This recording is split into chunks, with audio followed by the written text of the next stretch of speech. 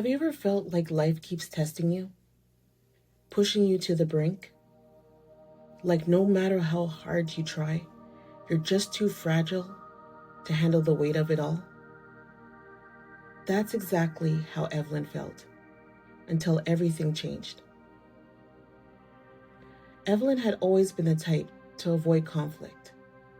She was the one who smoothed things over, who kept quiet when she wanted to speak up, and who bent so far backward for others that she often forgot to stand up for herself. At 28, she worked as a designer at a prestigious firm, but no one took her seriously. Her ideas were often dismissed, her credit stolen by more assertive colleagues, and in her personal life, it was no different. She was in a relationship with someone who chipped away at her confidence, making her doubt her worth. She told herself it was just the way things were. Some people had natural strength, others, like her, were just softer, fragile. But she had no idea that fragility isn't about being weak, it's about being untested. And life was about to test her in ways she never expected. Evelyn had spent weeks crafting a project proposal that could take the company in a bold new direction. She had stayed late, skipped lunch breaks, poured her creativity into every detail. Finally, the day of the big presentation arrived. As she sat in the conference room, about to present her work, Derek, one of her louder, more confident colleagues, smirked and leaned forward. "I'll take this one, Ev," he said, flipping through her slides. She froze. Before she could even open her mouth, he started speaking. He walked the team through her ideas, her designs, and her vision as if they were his own. She felt her throat tighten. The words were there. "This is my work. I spent weeks on it." But they refused to leave her lips. By the time the meeting ended, the project was approved, under Derek's name. Evelyn sat there stunned. Why hadn't she spoke up? Why had she just let it happen? That evening, she told her boyfriend Marcus what had happened. He barely looked up from his phone. "Well, maybe you should have been more confident," he said. "You can't expect people to take you seriously if you don't act like you matter." His words hit harder than she expected. Because deep down, she had started to believe them. It was Saturday afternoon when the second moment of truth came. She and Marcus had planned a quiet night in, but just as they were about to eat, his phone buzzed. A text.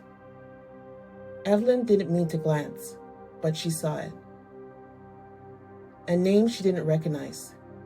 A message that made her stomach drop. "See you tonight." Her heart pounded. She set down her fork. "Who's that?" she asked, trying to keep her voice even. Marcus barely hesitated. "Just a friend." Evelyn swallowed hard. The old her, the one who had avoided confrontation, who was afraid of being too much, would have let it go. But something inside her snapped. A realization settled in. She wasn't fragile. She had just been ignoring the cracks. And cracks don't mean weakness. They mean something is breaking free. "I don't believe you," she said, looking him straight in the eye. Marcus smirked. "You're overreacting." She pushed her chair back, her hands steady. "No, I'm just finally seeing things clearly." For the first time, She wasn't afraid of what happened next. She knew what she had to do. That night, Evelyn stayed up, researching confidence building techniques. She listened to podcasts about self-worth, watched interviews with powerful women who had once doubted themselves, and wrote down everything she wanted in life, but had been too afraid to claim. Then she made a bold decision. She scheduled a private meeting with her boss. The next morning, she walked into his office, heart pounding but voice steady. "I need to talk to you about my project." Her boss looked up.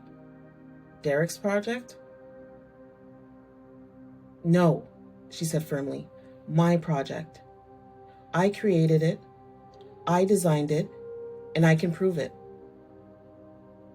She laid out all the evidence, the drafts, the revisions, the emails with timestamps. She wasn't asking for recognition. She was demanding it.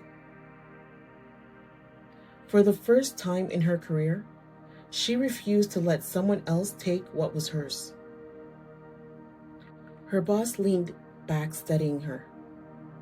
Then, to her shock, he nodded. "You're right," he said. "I'll fix this." At the next meeting, he publicly credited her for the project's success. Derek sat there, red-faced. And Evelyn, she sat tall, her shoulders back, her voice unwavering, as she answered questions about her work. She had finally claimed her place.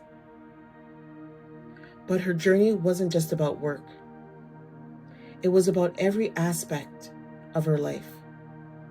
That night, she packed her bags. When Marcus walked in, he barely looked up. "What's going on?" Evelyn zipped up her suitcase. "I'm leaving." Marcus let out a short laugh. "You're being ridiculous." She turned to face him, feeling something new settle in her bones. Strength.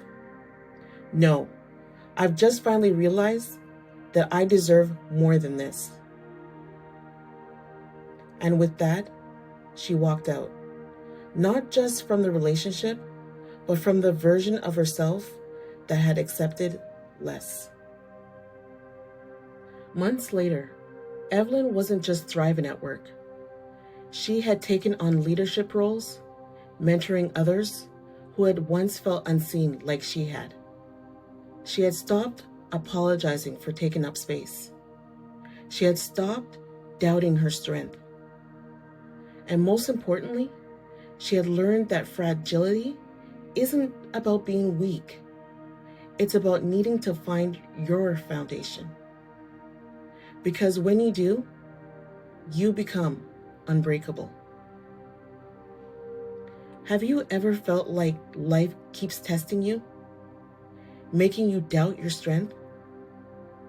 Evelyn's story is a reminder that you're stronger than you think.